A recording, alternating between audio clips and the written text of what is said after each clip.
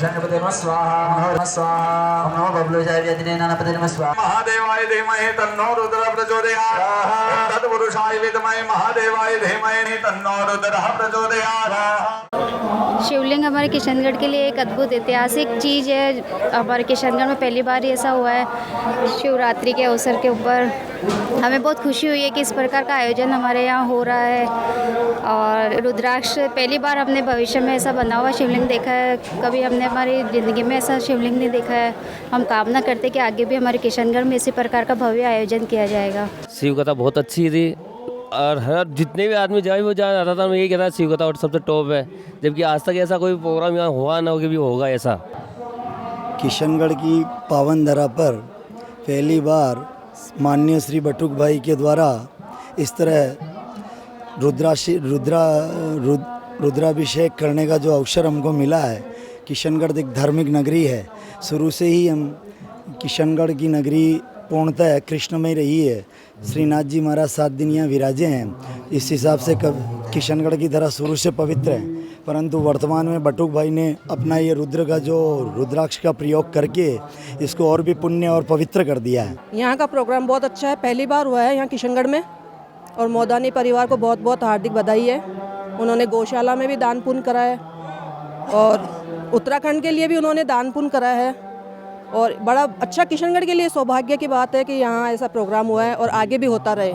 गुरुजी का कथा भी हमको बहुत अच्छा लगा, उनका स्वभाव वगैरह आशीर्वाद लिया हमने उनका। बहुत अच्छा लग रहा है। बटुक भाई जैसे व्यक्ति बहुत मुश्किल से हम लोगों को उनका सानिध्य प्राप्त हुआ। और ये रुद्राक्ष का जो उन्होंने बताया 35 साल से उन्होंने जो तपस्या की है उसका फल हम लोगों को मिला। ये बहुत हमारे सौभाग्य की बात है हम लोगों के लिए। मोदानी परिवार ने जो ये महोत्सव मनाया है वो बहुत ही अच्छा और अच्छा कार्य किया है और सबके लिए अच्छा है। रुद्राक्ष का जो शिवलिंग बनाया है ये बहुत ही पहली बार देखा हमने। ऐसा भाव मेसी बने और ऐसा ये मैं देखना चाहूँ। भागवत कथा तो मेसी सुना पर शिव कथा पहले नंबर सुनिया। बहुत अच्छी कथा करी गुरुजी ने, जो बार बार प्रणाम करूँ। रोज़ को रोज़ अटे बनना चाहिए। राजस्थान का मायने ऐसी लिंग बननी चाहिए। बहुत अच्छी लिंग बनाई, बहुत अच्छी कथा करी है, बहुत अच्छी यानी चीज़ है। ये बहुत है जो भाव ऊंचो मोदी परिवार को जो सभा ने दर्शन कराया। सभा ने जो गंगा बुआई, भोलेनाथ गंगा का धनी है। जो गंगा है जो गंगा प्रकट करी सभा भाव के मायने गंगा ही गंगा हो रही है। इतनी गंगा तो हमेशा होनी चाहिए। राजस्थान का माय पहलो काम है तो इतनी बढ़िया है जो गंगा प्रगटी। कि श्रावण मास में भोले बाबा के इस आयोजन में जो भी पूजा की अपने आप एक शक्ति मिल रही है। इस रुद्राक्ष लिंग के दर्शन मात्र से, पूजन मात्र से इनका जो तृप्ति मिल रही है, जो एक शक्ति मिल रही है, एक मन को आह्लादित हो रहा है, मन खुशी से, आध्यात्म से एक जो पावर मिल रही है, ये निश्चित रूप से एक बाबा का साक्षात चमत्कार है। मेरा नाम कोमल है। मैं यहाँ पर शिव जी के बहुत बड़े रुद्राक्ष हैं उससे बनाए गए हैं, इनको देखने आई हूँ। यहाँ की मुझे बहुत संतुष्टि मिली है। ये एक बहुत अद्भुत और बहुत ही सुंदर शिव जी का रूप है। इसे देख के मैं बहुत धन्य हुई हूँ। मैं मोदानी परिवार को और बटुक जी को दोनों को बहुत धन्यवाद कहना चाहती हूँ अपने दिल से कि उनके थ्रू हमें इतना अच्छा अद्भुत नज़ारा देखने को मिला है। Thank you. और ये जो यहाँ शिव जी की जो कथा हो रही है वो बहुत ही रोचक है, बहुत ही मतलब जीवन को बदलाव में लाने में बहुत अच्छी काम करती है।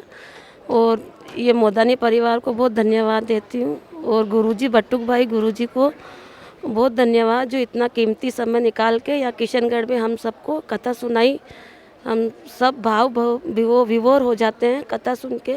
मोदानी परिवार को बहुत बहुत धन्यवाद देना चाहती हूँ कि सावन महीने में जो ये रुद्राक्ष का जो शिवलिंग बनाकर इन्होंने इस महीने में पावन महीने में जो शिवलिंग बनाया है, जो साक्षात शिवजी का रुद्राक्ष का मतलब है कि शिवजी का जो अंश होता है रुद्राक्ष, मतलब जो इस महीने में शिवजी का बना के बहुत बहुत उपकार किया है मतलब भक्तों पे। इसलिए मैं तहे दिल से वापस मोदानी परिवार को बहुत बहुत धन्यवाद देना चाहती हूँ। मेरा नाम रेनू राका है। मैं डिगाना से यहाँ पर आई हूँ और यहाँ पर ये दर्शन करके बहुत ही स्पेशल महसूस हो रहा है। और मोदानी परिवार को तहे दिल से धन्यवाद देते हैं हम सभी कि लाखों लोग, करोड़ों लोग उनकी वजह से इतने अच्छे दर्शन का लाभ उठा रहे हैं। और इतना पवित्र पूरे किशनगढ़ का वातावरण उन्होंने पवित्र बना दिया है और यहाँ पर आकर तो बहुत ही पवित्रता का अनुभव हो रहा है।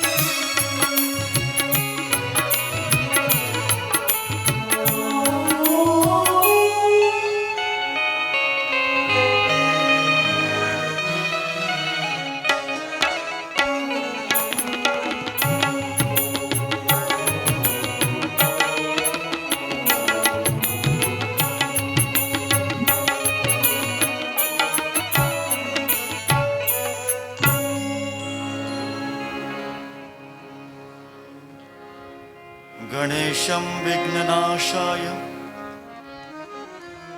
विद्यायै शारदां तथा कुबेरं धनलाभाय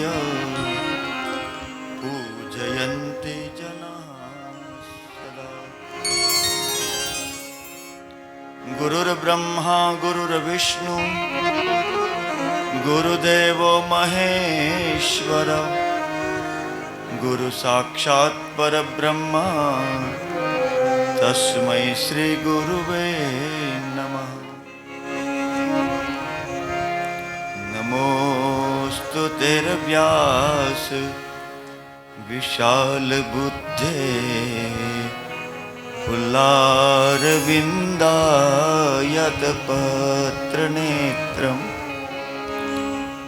येन त्वया रत्तैलपूर्णा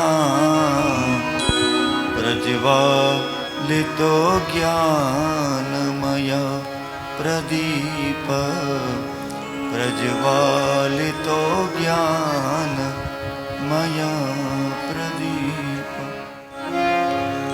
कृष्णाय वासुदेवाय हरये परमात्मने प्रणतः क्लेशनाशाय गोविन्दाय नमो नमः। भवानी शंकरो वन्दे श्रद्धा विश्वासरूपिणो याभ्याविनां न पश्यन्ति सिद्धा स्वान्तस्थमीश्वरम्। माता मे पार्वती देवी पिता देवो महेश्वर बान्धवा शिवभक्ताश्च स्वदेशो भुवनत्रयम्। नमो देव्यै महादेव्यै शिवायै सततं नमः। नमः प्रकृतिभद्रायै नियतान् प्रणता स्मृता। या देवी सर्वभूतेषु लक्ष्मीरूपेण संस्थिता नमस्तस्यै नमस्तस्यै नमस्तस्यै नमो नमः। प्रणवौ पवन कुमार खलबन पावक ज्ञान धन जासुरदय आगार बसहि राम सर चापधर। अतुलित बलधामं हेम शैलाभदेहं धनुजवन कुशानुं ज्ञानिनाम् अग्रगण्यम् सकलगुणनिधानं वानराणाम् अधीशं रघुपतिप्रियभक्तं वातजातं नमामि। मृत्युंजय महादेव त्राहि मां शरणागत जन्म मृत्यु जरा व्याधि पीडितं कर्म बंधने। त्र्यंबकं यजामहे सुगंधिं पुष्टिवर्धनम् उर्वारुकमिव बन्धनान् मृत्योर्मुक्षीयमामृता। नमोस्तु योगासन संस्थिताय त्रिलोकनाथाय महेश्वराय मुक्तिप्रदायाखिल सौख्यदात्रे भक्तप्रियायास्तु नमः शिवाय भक्तप्रियायास्तु नमः शिवाय भक्तप्रियायास्तु नमः शिवाय।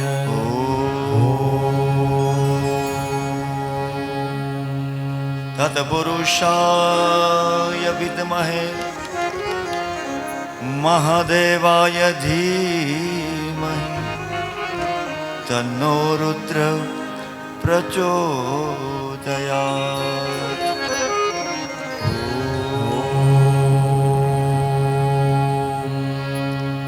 नमः शिवाय। ओम नमः शिवाय नमः शिवाय। ओम नमः शिवाय नमः शिवाय नमः शिवाय। ओम नमः शिवाय नमः शिवाय। ओम नमः शिवाय नमः शिवाय। ओम नमः शिवाय नमः शिवाय। ओम नमः शिवाय नमः शिवाय। ओम नमः शिवाय नमः शिवाय। ओम नमः शिवाय नमः शिवाय। ओम नमः शिवाय नमः शिवाय। ओम नमः शिवाय नमः शिवाय। ओम नमः शिवाय नमः शिवाय। ओम नमः शिवाय नमः। मीठी मीठी तालियों की सेवा बजाते हुए आज आखिरी दिन है, कल कोई नहीं आएगा कि आप तालियां बजाइए, भगवान का गुण गाइए। नमः शिवाय नमः शिवाय। ओम नमः शिवाय नमः शिवाय। ओम नमः शिवाय।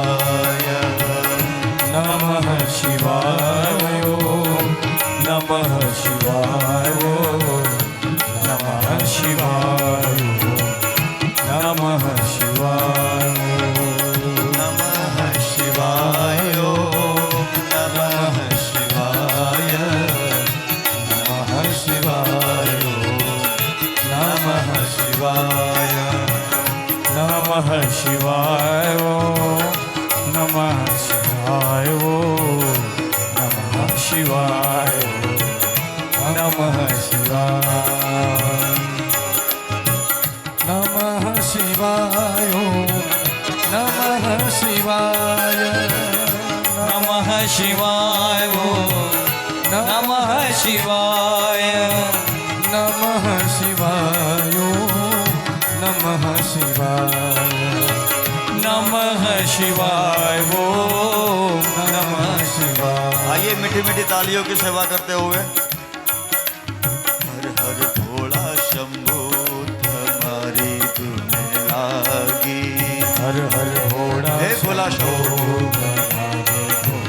नाथ जी तारी धुन लागी भोला तारी धुन लागी तारी धुन लागी भोला तारी करतल ध्वनि से भगवान भोलेनाथ को याद करते हुए तारी धुन लागी भोला तारी धुन लागी तारी धुन लागी भोला तारी धुन लागी हर हर भोला शंभो तुम्हारी धुन लागी हर हर भोला शंभो तुम्हारी धुन लागी हर हर भोला शंभो तुम्हारी धुन लागी तारी धुन लागी भोला तारी धुन लागी तारी धुन लागी भोला तारी धुन लागी तारी धुन लागी भोला तारी धुन लागी अरे तारी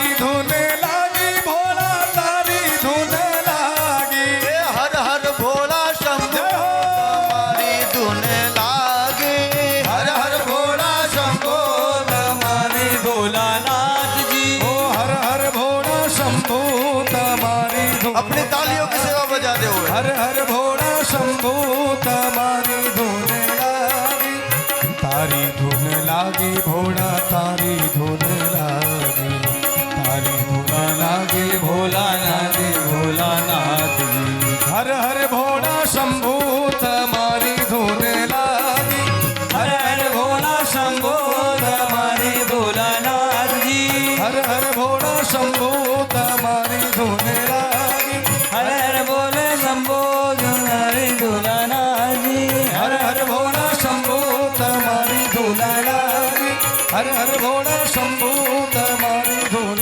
लागी हर हर भोला शंभो तुम्हारी धुन लागी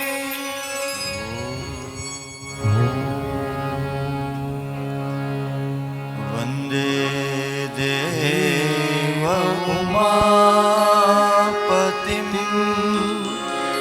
सुरगुरुं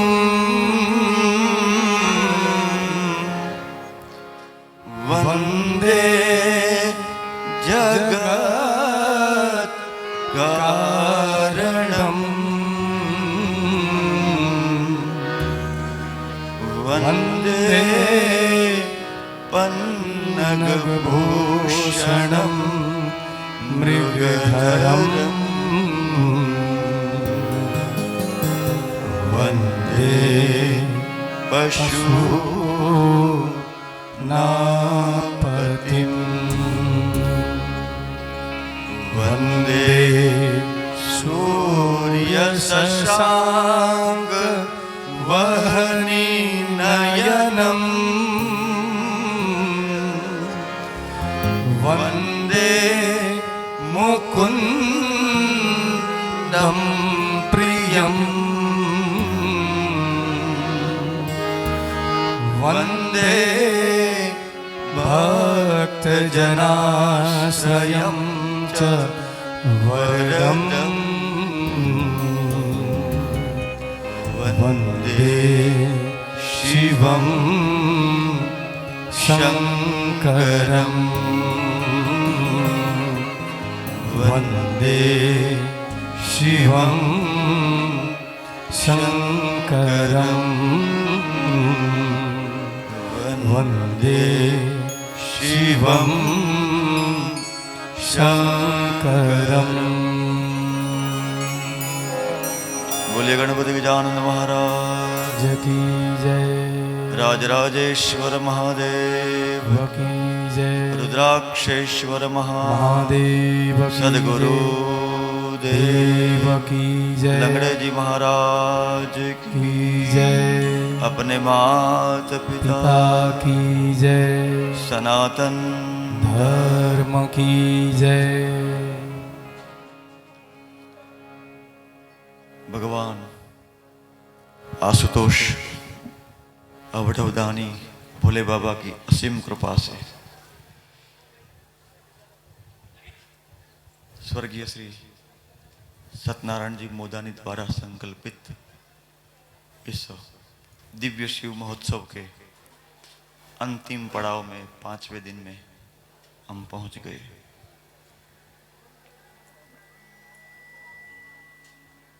मुझे आज बहुत आनंद आया, पत्रकारों का स्वागत करने का मुझे अवसर मिला। मैं बड़ी निखालसता से कहूंगा कि मैं धर्मपुर मेरा गांव है, वापी से 40 किलोमीटर, सूरत से 100 किलोमीटर, बलसाड़ से 28 किलोमीटर, इंटीरियर गांव है मेरा। पिछले 27 साल से भगवान शिव का प्रारूप यथामति बना रहा हूं, मगर वास्तविक भगवान शिव की यदि किसी ने सेवा की है तो ये प्रेस के पत्रकार मित्रों, भगवान शिव के इस शुद्ध और श्री विग्रह को देश दुनिया तक पहुंचाया। मैंने तो बनाया, मगर सार्वजनिक जिसने बनाया है वो है आप पत्रकार मित्र। तो मैं आप सभी का विशेषतः साधुवाद मानता हूं और आप सबको भगवान शिव की सेवा कर आप करते रहे, ऐसी मैं शुभकामना प्रदान करता हूं।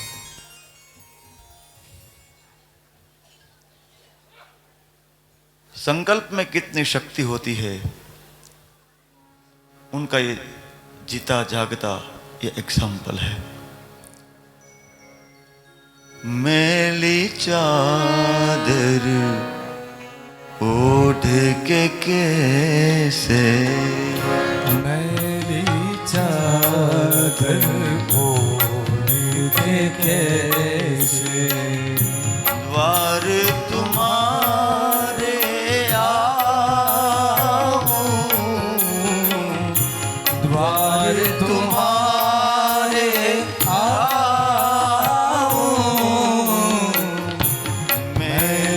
चादर ओढ़ के कैसे, मैली चादर ओढ़ के कैसे।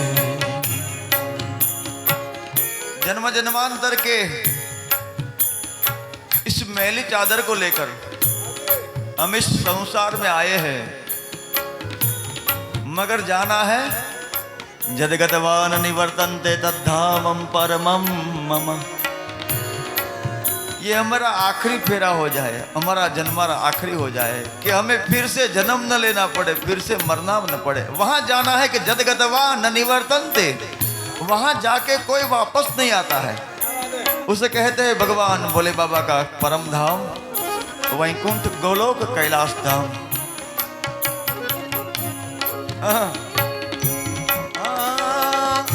तूने मुझको जग में भेजा, देकर निर्मल काया, ओ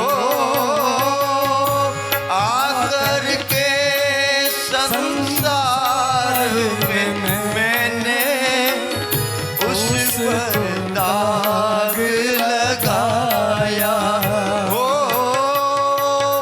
जन्म जन्म की मैली चादर, जन्म जन्म की मैली चादर, कैसे दाग छुड़ाऊं,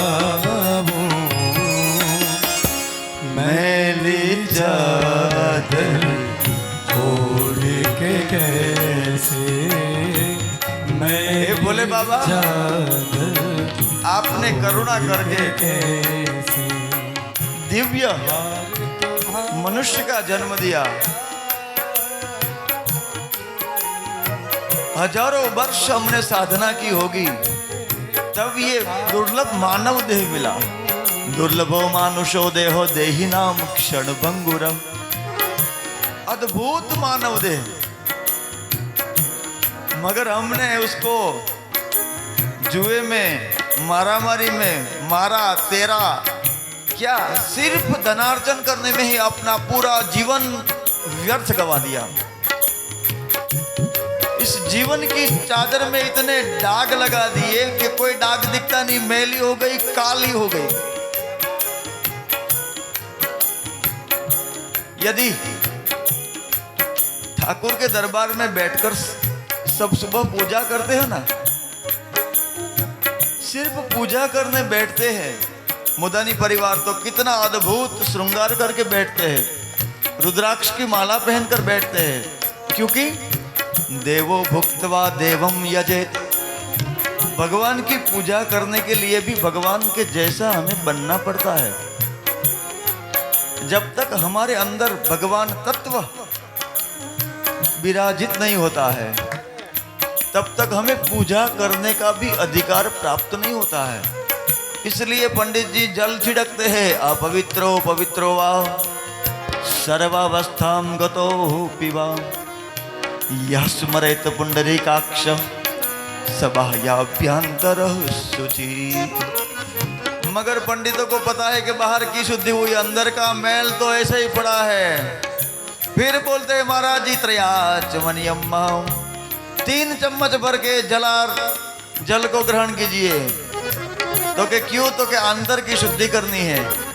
अंतर शुद्धि होती है, देह शुद्धि होती है, उसके बाद सिर्फ पूजा का अधिकार प्राप्त होता है।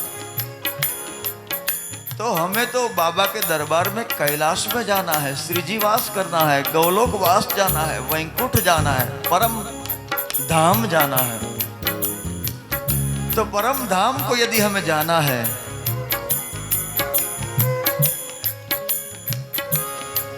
तो क्या करेंगे?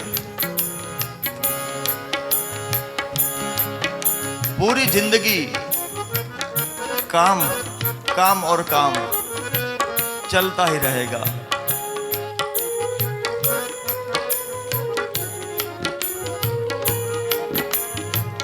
मगर एक दिव्य चेतना ने उदाहरण दिया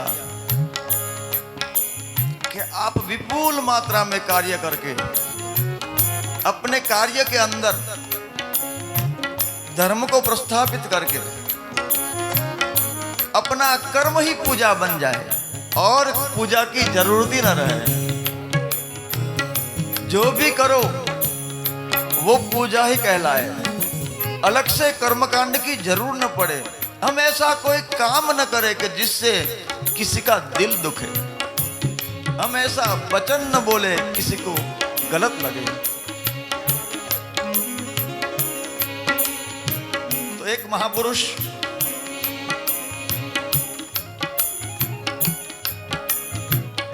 यदि सही व्यक्ति के बारे में सही मैसेज यदि विद्वान गुणीजन और ज्ञानीजन या तो नगर श्रेष्ठी उनके बारे में सही उनका गुणों का गुणानुवाद नहीं करेंगे तो समाज नगुणा कहलाएगा। आदरणीय सत्यनारायण मोदानी जी एक ऐसे महामानव कि जिन्होंने सादगी से, कोई भपका नहीं था उनके पास। आप उनको देखेंगे तो पता भी नहीं लगेगा कि ये महापुरुष है।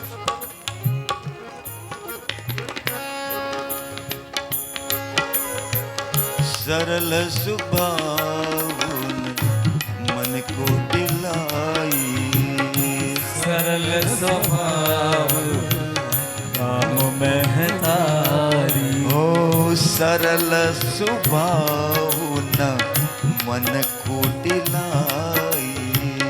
सरल बाबूजी ने अपने जीवन पर्यंत सरलता का त्याग नहीं किया।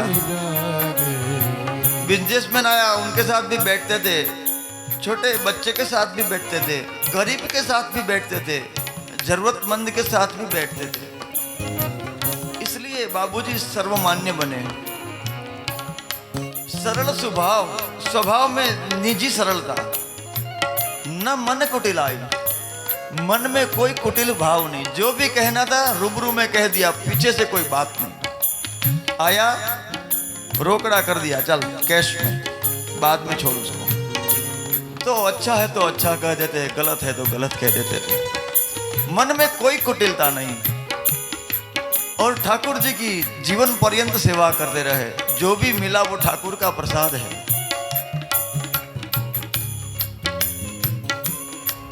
वही गुणधर्म, वही लक्षण उनकी संतानों में मैंने पाया। पहली बार मेरे यहाँ पत्रिका आई, निमंत्रण पत्रिका आई। मैंने देखा कि मैं भैया लोग का नाम तो पढ़ूं, मुझे नाम नहीं पता था पूरा, कि फैमिली का नाम पता चलेगा। मैं ईमानदारी से आप लोगों को कहना चाहता हूं कि उस पत्रिका में किसी का नाम ही नहीं है। मुदानी परिवार ने जो पत्रिका छपवाई, किसी का लिखतन, किसी का नाम ही नहीं है।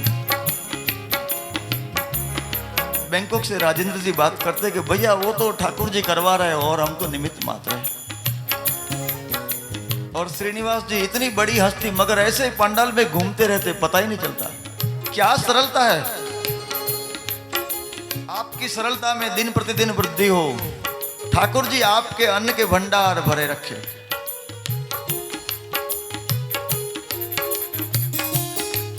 ऐसे महापुरुष के स्मृति हेतु जब भगवान शिव की गाथा करने का मेरे जैसे मतिमंद को अवसर मिले और भगवान शिव का प्रारूप हो मेरे इष्ट और आराध्य, तो फिर क्या कहना। मौसाल में जमणवार और मां परोसने वाली, मैं तो पिछले 5 दिन से मजा ही ले रहा हूं। परिवार के साथ पूजा कर रहा हूं, सिर्फ 3 घंटे यहां ऊपर बैठता हूं मुदानी परिवार के साथ। मुझे ऐसा लगता है कि वर्षों का मेरा कोई नाता है। ऐसी अनुभूति मैं कर रहा हूं।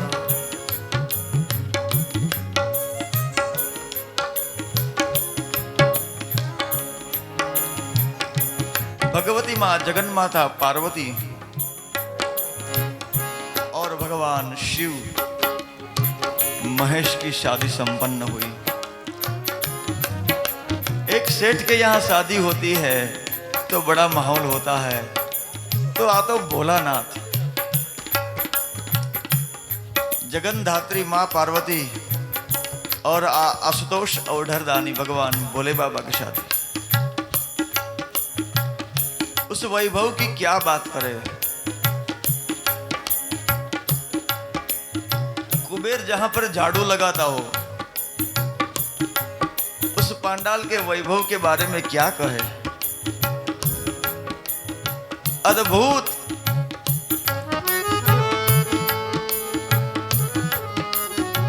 अद्भुत पांडाल, अद्भुत व्यंजन, नाना प्रकार के भोग से बारातियों को बार बार हिमालय ने खिलवाया, भाव देकर जिमाया। ब्रह्मा विष्णु महेश प्रसन्न ब्रह्मा जी ने शादी संपन्न कराई।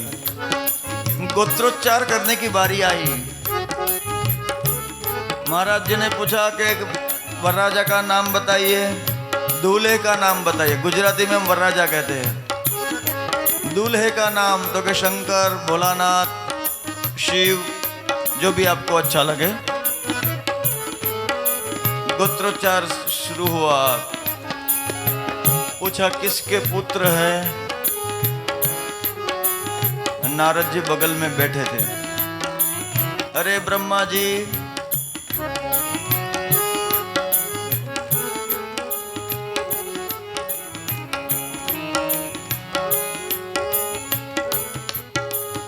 हे ब्रह्मा,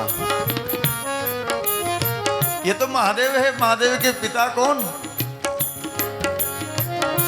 तो बोले गोत्रोच्चार के लिए जरूरी है तो बोलो ब्रह्मा के पुत्र, बात खत्म करो। तो के ब्रह्मा से पुत्र। आगे चला तो के पिताजी का नाम बताइए। अब वे नारद जी और परेशान, अब तो ब्रह्मा जी को बता दिया, अब क्या करें। नारद जी ने कहा कि भाई विष्णु नारायण का नाम दे दीजिए। तो शिव कहे कि मेरे पिता ब्रह्मा, ब्रह्मा के पिता हरि नारायण विष्णु। तीसरी बार महाराज ने कहा कि प्रपिता का नाम बताइए। अभी शिव जी के पिता ब्रह्मा, ब्रह्मा के पिता विष्णु, अभी उनके पिता कहाँ से लाए। नारद जी चोटली पकड़ के घुमा रहे हैं ताकि कुछ नया विचार आए। मन मस्तिष्क में कोई धारा नहीं आ रही है। हरि नारायण ने कहा कि मेरे बाप भोलानाथ, तो पुत्र भी वो है, दादा भी वो है, नाना भी वो है, पटदादा भी वो है। अद्भुत शादी संपन्न, 7 फेरे लिए गए।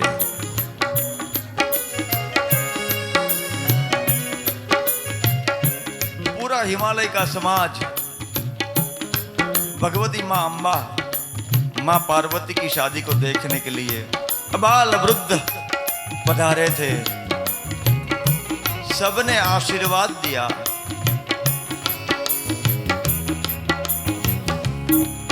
एक मां जगत जननी जगदम्बा पार्वती, आपने हिमालय को कृतार्थ कर दिया,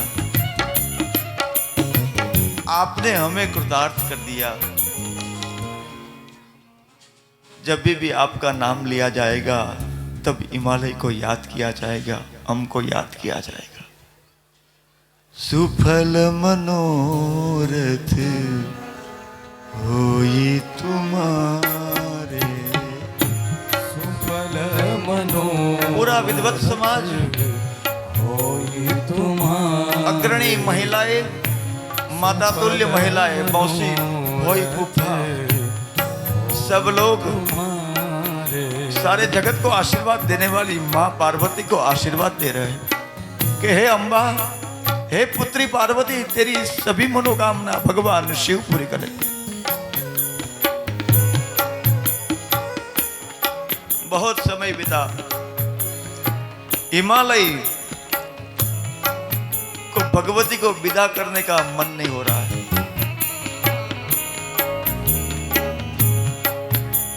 एक दिन और भारत को रोक लूं, एक दिन और रोक लूं।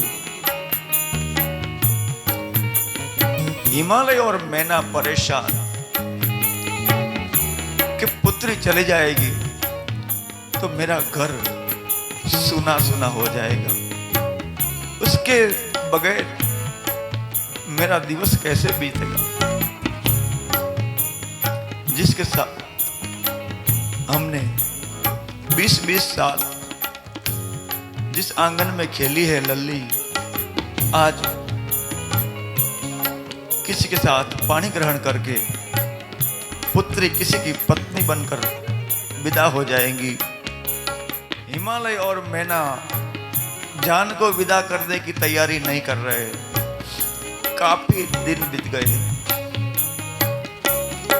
ब्रह्मा विष्णु ने हिमालय को समझाया, हे हिमालय और मैना रानी, ये तो सृष्टि का क्रम है, कन्या को विदा करना पड़ता है। आप अपने मन को मक्कम कीजिए, अपने हृदय के ऊपर पत्थर रख के भी आपको अपनी सुकन्या को भगवान भोलेनाथ के साथ विदा करना होगा। आहिस्ता आहिस्ता भगवती मां पार्वती के विदाई की तैयारी हुई। पिछले 1 महीने से हिमालय में अनेक प्रकार के बाजे पटाखे फूट रहे थे, लोग नाच रहे थे, गा रहे थे, झूम रहे थे। मगर आज हिमालय की गलियां सुन्न हो गई।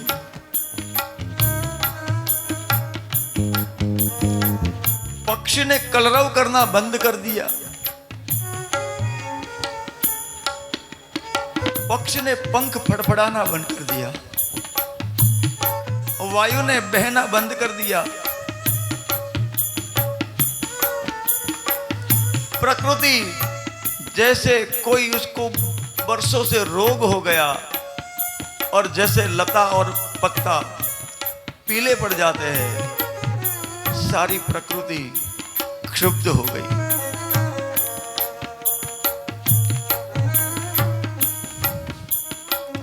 जिस पार्वती की आवाज सुनकर पूरा पर्वतराज, पूरी हिमालय की कंदराएं गूंज उठती थी, उस हिमालय की कंदरा में आज मौन छा गया।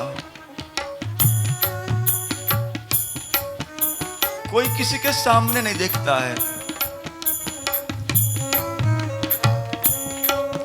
क्योंकि सामने देखेंगे तो रोए बिगड़ रह नहीं पाएंगे।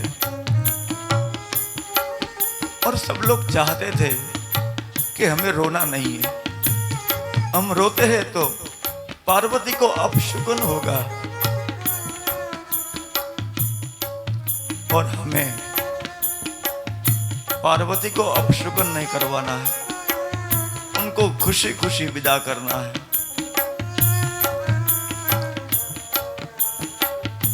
दक्ष ने, हिमालय ने आदेश किया बारात को विदा करने की तैयारी की जाए।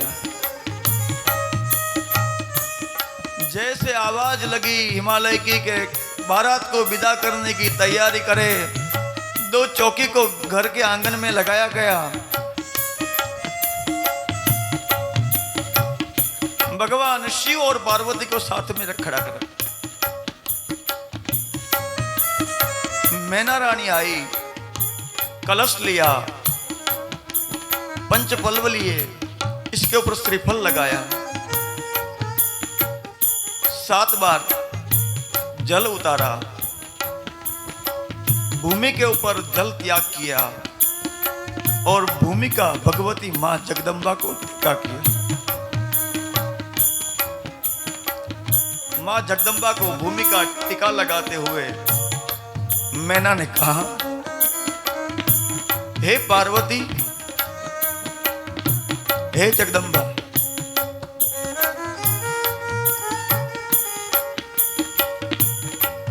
मेरे लालन में, मेरे पालन में कहीं पर भी मुझसे क्षति हो तो मुझे माफ कर। मां के चरणों में गिर गई मैंने, हे मां,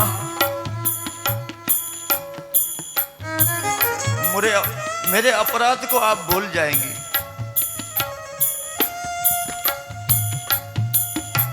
भगवती अम्बा मां पार्वती को भेंट कर मैना रानी चौधार आंसू रोने लगी। जब मैना ने आक्रंद शुरू किया तो पूरा हिमालय का समाज चौधार आंसू रो पड़ा।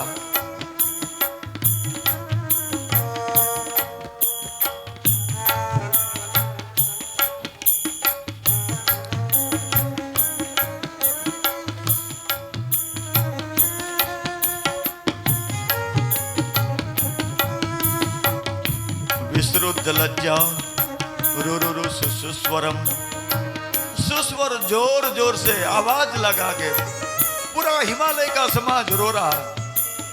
लज्जा को छोड़कर भूल गए कि बगल में मेरे ससुर जी है, मेरे जेठ जी है, किसी को कोई शुद्ध बुद्ध नहीं है, भान नहीं है। अबाल वृद्ध मां पार्वती की विदा की बेला पूरा समाज रो रहा है।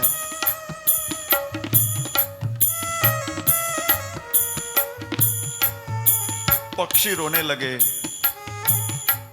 पशु, भगवती पार्वती की जो बछड़ी थी उन्होंने तो जब से भगवती की शादी हुई तब से खाना छोड़ दिया। वो गौ मैया की आंखों में सतत अश्रुधारा चल रही है कि मेरी मालकिन चली जाएगी, कल मुझे कौन पानी पिलाएगा, कल मुझे कौन घास खिलाएगा। पूरा समाज दुखी है। कोई किसी से बात करने की स्थिति में है ही नहीं कि आगे क्या किया जाए। स्वयं विष्णु भगवान पधारे और मैना रानी और हिमालय को कहा कि हिमालय आप तो चट्टान हैं, क्या हिमालय कभी रो सकता है?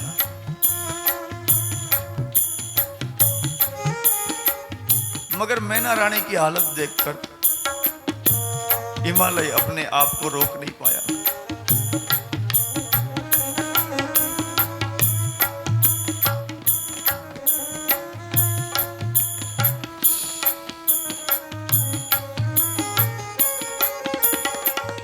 सभी महिलाओं को बुलाया गया और मैना को आहिस्ता से पार्वती से दूर हटाया गया। बेशुद्ध होने लगी मैना। अब भगवान शिव के सन्मुख हिमालय आया।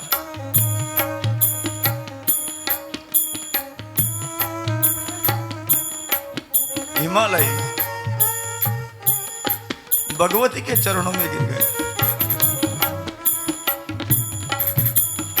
हे मां अंबा, हे आद्य शक्ति, हे जगत जननी, आप तो पराम्बा है। मेरी विनती को मेरे तप का मान रखकर आप मेरे यहाँ पुत्री बनकर पधारी, मगर आपको मैं कभी भूल नहीं पाऊंगा। हे पुत्री, आपका सदैव मंगल हो, आप सदैव जगत के कल्याण करती रहो, ऐसा मैं आपको आशीर्वाद देता हूं।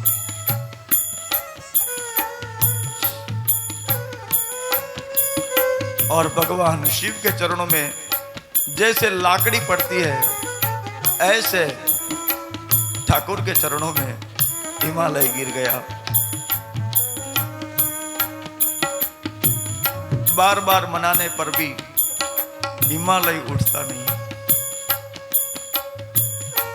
हिमालय को उठाया गया, मगर हिमालय बोलने लगा, हे भोलेनाथ, हे महादेव, आप तो करुणा के अवतार हैं। सदा सर्वदा अपनी क्रिया में व्यस्त और मस्त रहने वाले महादेव, आप तो अकाम है, आप तो कामनाओं से परिपूर्ण है, पूर्ण काम है। मैंने अपनी पुत्री पार्वती को बहुत दाहिजा दिया है, मगर हे पूर्ण काम महादेव, मैं आपको क्या दे सकता हूं? जगत की कौन सी ऐसी चीज है जिसको आप स्वीकार करते हैं? क्योंकि आप तो कामनाओं से परिपूर्ण है। हे महादेव,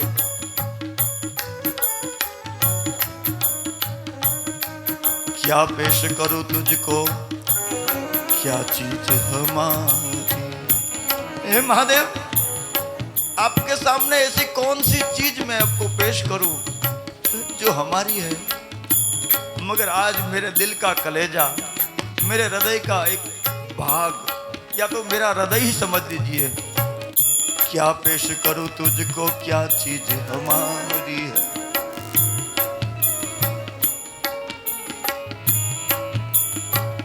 मगर मैं आपको अपना हृदय दे रहा हूं, मेरा कलेजा में भगवान शिव पार्वती मेरा कलेजा है, मैं आपको अर्पण करता हूं।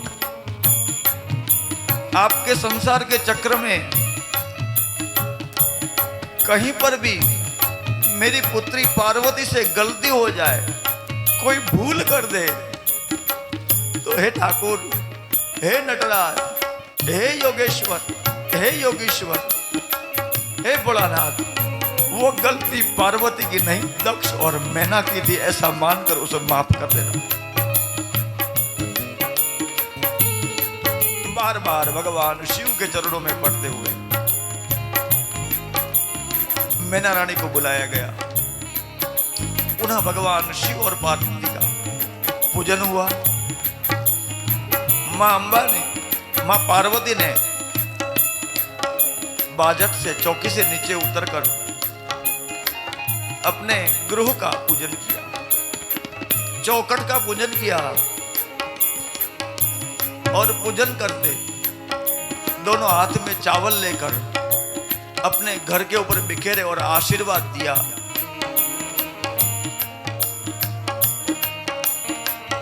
मेरे पैतृक परिवार की है भगवान आप रक्षा कर। बहुत से आशीर्वाद मां जगदम्बा ने दिए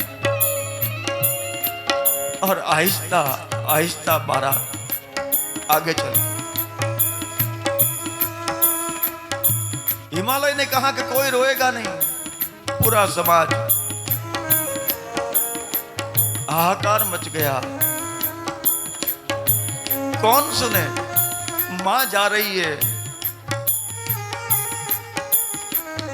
किसी ने हिमालय की बात को नहीं सुना। हिमालय अपने में नहीं था तो कौन हिमालय को बताए? आहिस्ता आहिस्ता बारात जा रही है। अफाट रुदन, पूरा हिमालय जैसे कोई महामारी हो गई और हजारों लोग मर गए और चारों ओर रोने की ही आवाज आ रही हो, ऐसा करुण दृश्य प्रकृति ने रुदन शुरू कर दिया।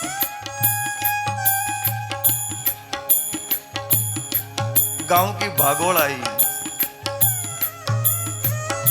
सज्जनों ने कहा कि बस अब आगे कोई नहीं जाएगा। हिमालय वासियों को रोका गया। जोर जोर से हिमालय वासियों रोने लगे। हे मां, हे जगदम्बा पार्वती, नाम ले लेकर पूरा समाज रो रहा है। हिमालय ने आज्ञा की अब आगे कोई नहीं बढ़ेगा। भगवती मां अंबा पार्वती और भगवान शिव रथारूढ़ हुए। रथ का पहिए का पूजन किया गया। श्रीफल से पूजन किया गया और रथ चल पड़ा। जैसे रथ ने एक पहिया घुमाया तो हिमालय को लगा कि रथ पृथ्वी के ऊपर नहीं मगर मेरे कलेजे के ऊपर से जा रहा। हिमालय परेशान। आहिस्ता आहिस्ता भगवान शिव और पार्वती का रथ आगे बढ़ रहा है। पूरा समाज यहां खड़ा खड़ा रो रहा है। मां गई, लल्ली गई, पार्वती गई। रथ दिखना बंद हो गया। मगर एक बच्चा वृक्ष के ऊपर चढ़ गया और उसने कहा कि बाबूजी रुकिए, मुझे ऊपर से मैया का रथ दिखता है। बच्चे ने कहा कि रथ दिखता है। सब लोग वहां खड़े रहे कि हमारी पार्वती हमें दिख रही है। फिर बच्चे ने कहा कि अब नहीं दिखता है। दूसरा बच्चा दूसरे झाड़ के ऊपर चढ़ गया। उन्होंने कहा कि रथ की ध्वजा दिखती है। हिमालय ने कहा कि खड़े रहो, पार्वती मैया दिखती है। ध्वजा दिखनी भी बंद हो गई। तो एक तीसरे बच्चे ने कहा कि रथ जा रहा है ना, उस रथ की रज रेणु धूल जो उड़ती है वो दिखती है। हिमालय ने कहा कि मेरी बिटिया की रज रेणु दिखती है, खड़े रहो। पूरा समाज खड़ा रहा। फिर सभी बच्चों ने कहा कि अब कुछ नहीं दिखता।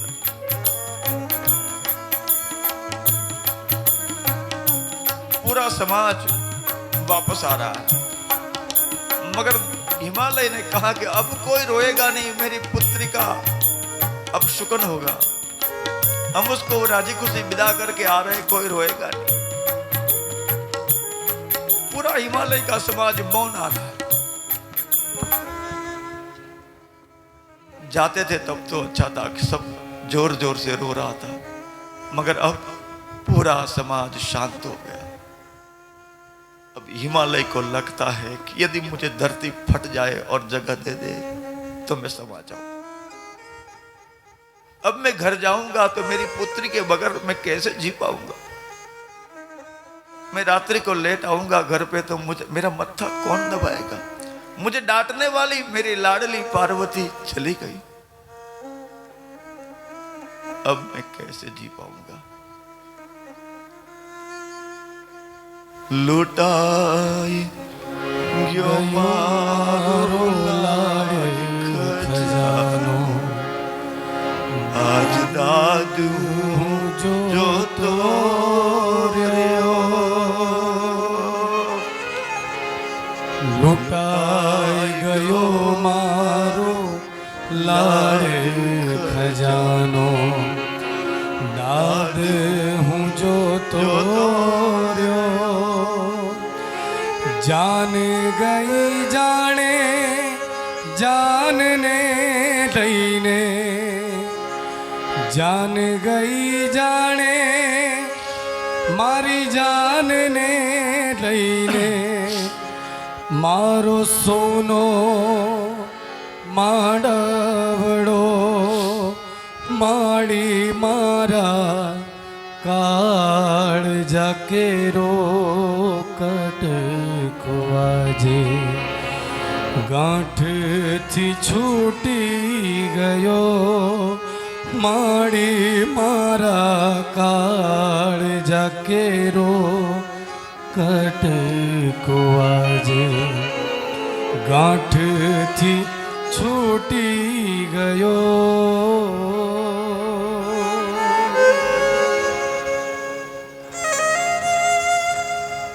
भगवान शिव और पार्वती कैलाश आए। सभी देवताओं ने, ब्रह्मा विष्णु सभी देवता भगवती पार्वती और शंकर का प्रथम पूजन किया। अगल बगल में शिव और शिवा को बिठाया और भगवती अंबा सहित भगवान शिव का पूजन किया।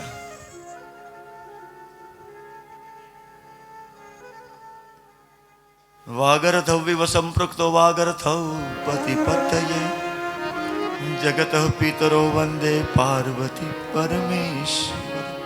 हे पार्वती और परमेश्वर भोलानाथ, आप जगत के माता और पिता है, हम आपको वंदन करते हैं। सदा शिव शंभु वरदाता, दिगंबर हो तो ऐसा होना। शिव शंभु वरदाता, दिगंबर हो तो ऐसा।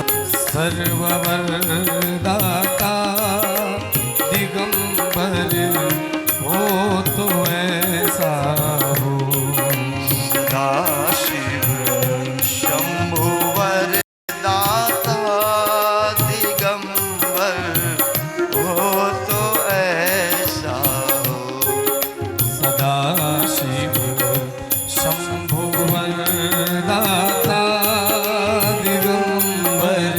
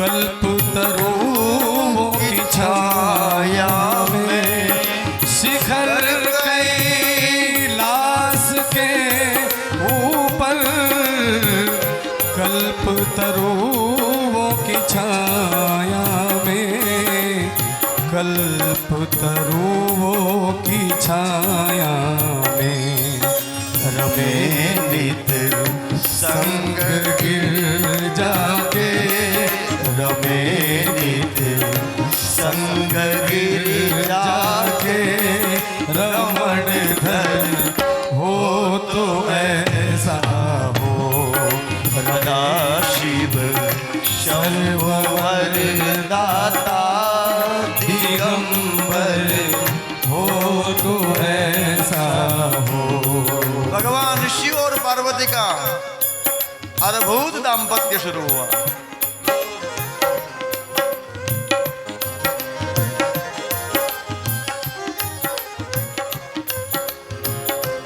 पति पत्नी के अंदर मेल मिलाव नहीं तो भगवान शिव और पार्वती की पूजा कीजिए, आपका दाम्पत्य सुखी और सुगंधित होगा। माँ जगदम्बा पार्वती और शिव की पूजा करने से हमारा दाम्पत्य सुखी होता है। शिखर पर गंग की धारा सुहावे भाल लोचन में शिखर पर गंग की धारा सुहावे भाल लोचन में सुहावे भाल में लोचन कलामस्तक में चंदन की कलामस्तक में चंदन की मनोहर हो तो ऐसा हो सदा शिव कैसा मनोहर दाता चंद्रमा बाल चंद्रमा हो तो ऐसा हो। यद्व्यापी तारा गुणगणित फैणोद्गमरुचि प्रवाहो आराम्य पुषतल गुदृष्टा शिरसिते जगद्वीपाकारं जलधिवलयन्तेन क्रतुमि त्यनेनेवो नेयं धुत महिम दिव्यं तव वपु। भगवती माँ गंगा का प्रादुर्भाव हुआ। भगवती गंगा नीचे आने के लिए तैयार हुई भगीरथ के साथ। हे भगीरथ, ऐसा कोई व्यक्ति हो जो मुझे सीधा पकड़ ले, वरना मेरा प्रचंड वेग होगा कि उसको मैं 7वें पाताल में गाड़ दूंगी। भगीरथ परेशान क्या करे, पितरों को तारना है, भगवती माँ गंगा को लाना है। विष्णु लोक से भगवती माँ भागीरथी गंगा तैयार हो गई है, मगर उसको कौन पकड़ सकता है, उसको कौन पकड़ के भूमि पर लगा सकता है।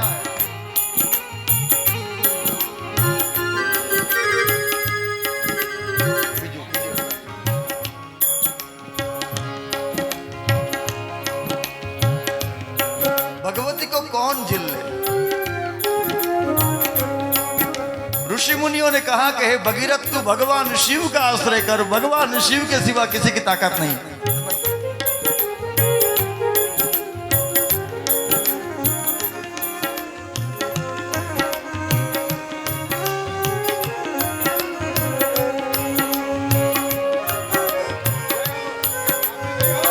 जय हो।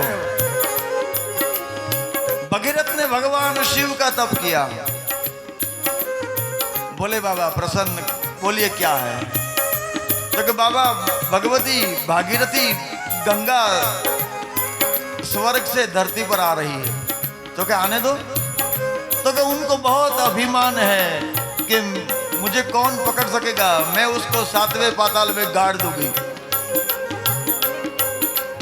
आप उसको पकड़ के भूमि के ऊपर रख देंगे।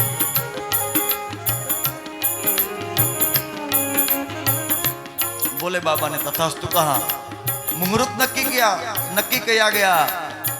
वाराधि का चयन किया गया। भगवान भोलेनाथ तैयार, जटा को फैलाया,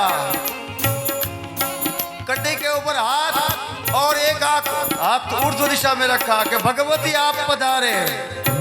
जब भगवती पधारी तब वियद व्यापी तारा गुण गणित पैणोद्गम रुचि प्रवाहो वाराम्य पुष्ट लघु दृष्टा सिरस्ते। इतनी जोर से भागीरथी आई कि पृथ्वी लघु एक कण की तरह लहने लगी।